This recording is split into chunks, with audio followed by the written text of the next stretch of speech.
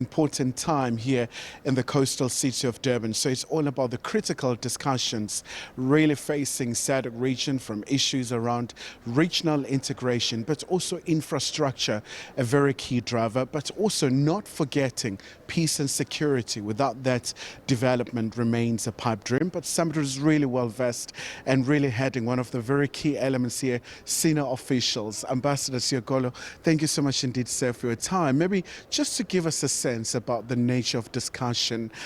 How is it going so far? We know that we're edging close to the lecture tomorrow. So far, your impression?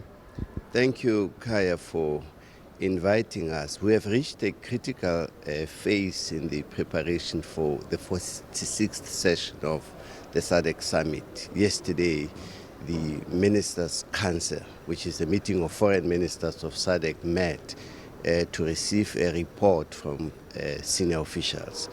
And that report covered more than 70 critical decisions in various sectors, key amongst which really is assessing progress on the implementation of the regional development plan, which is called Regional Indicative Strategic Development Plan 2030. So we presented a report to the ministers which covers the foundation pillar of our development plan, peace and security.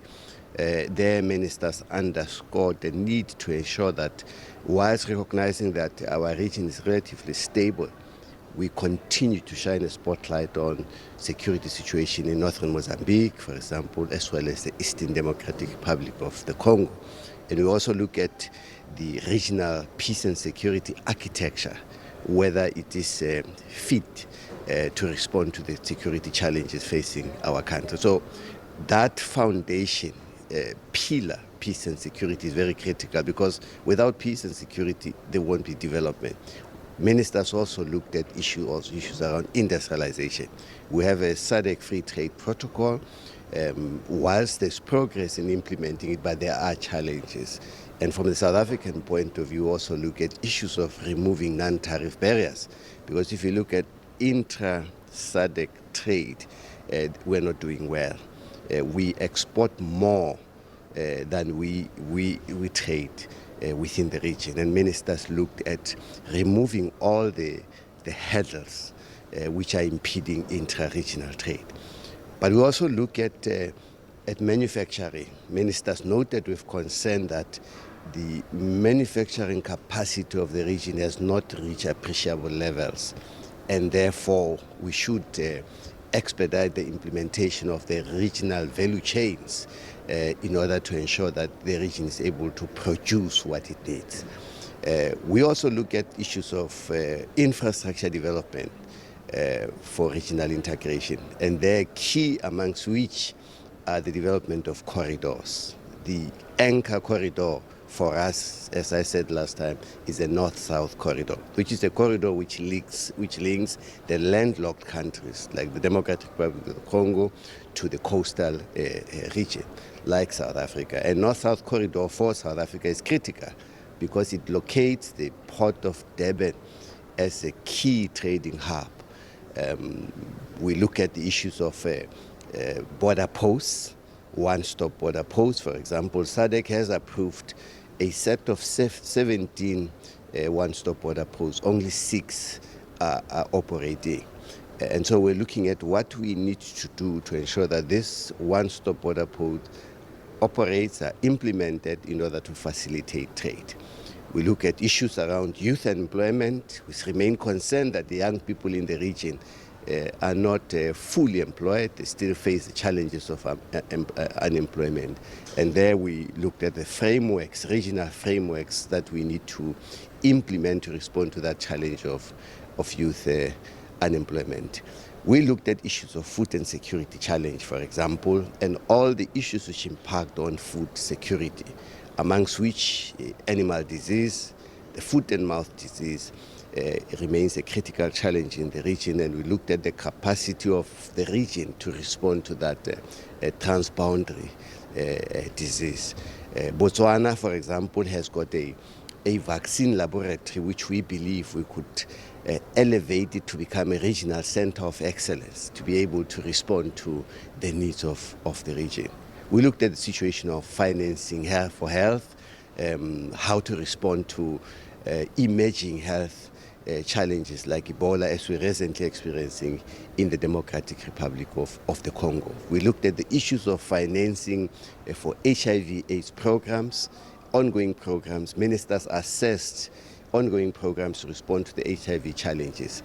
There, a concern which was noted was because of the reduction in the development assistance funding, particularly by the US, funding towards HIV program has been negatively affected. And there was a political commitment which was renewed to ensure that we mobilize internal resources in our region. I think ministers have recognized that, and they use the term, we need financial autonomy. We need an autonomy to be autonomous, not to depend largely on funding from our international partners, because once they go through their own challenges, we suffer as a region.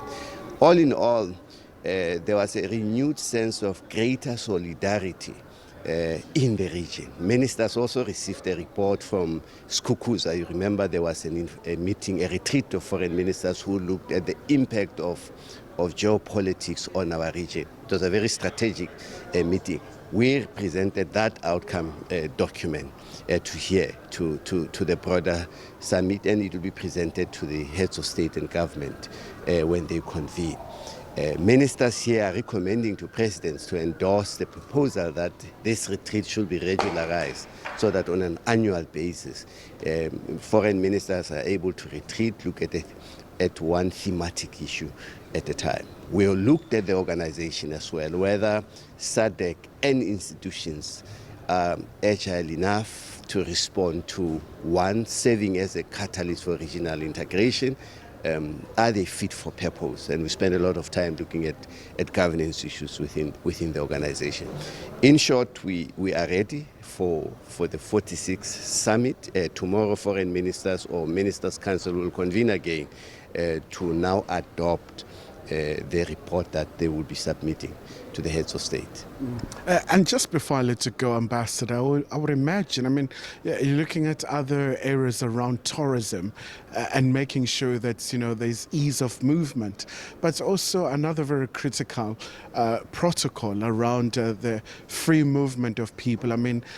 Really just the clarion call for more member states to sign it and ratify it and get that much needed quorum. Yes, a significant development was that South Africa also briefed ministers on the migration governance and how it's dealing with the migration issue, and located it within a need to all member states to sign and ratify the SADC free trade, free movement of people. Ministers were very clear, South African ministers were very clear on the issue of migration, and it was well appreciated by ministers from the region that South Africa was able to brief them on how it's dealing with the issue of migration. And they've agreed to continue to engage on this matter so that a regional response is formulated to this challenge. Right. Ambassador Seokolo, thank you so much indeed, sir, for your time. Obviously, a very comprehensive response about very invigorating discussions right here in Durban. As you know, that it's a very watershed moment for South Africa as well. We saw really the country taking officially as the chair of the Council of the Ministers. So quite a lot is expected with a lecture tomorrow, and subsequent to that, to know on Monday, it's going to be a very big day with the leaders meeting here in this coastal city of Durban. A very important point when you talk about North-South corridor, the movement of goods from Durban going all the way to the DRC. Khayelihle Khumalo, SABC News, Durban.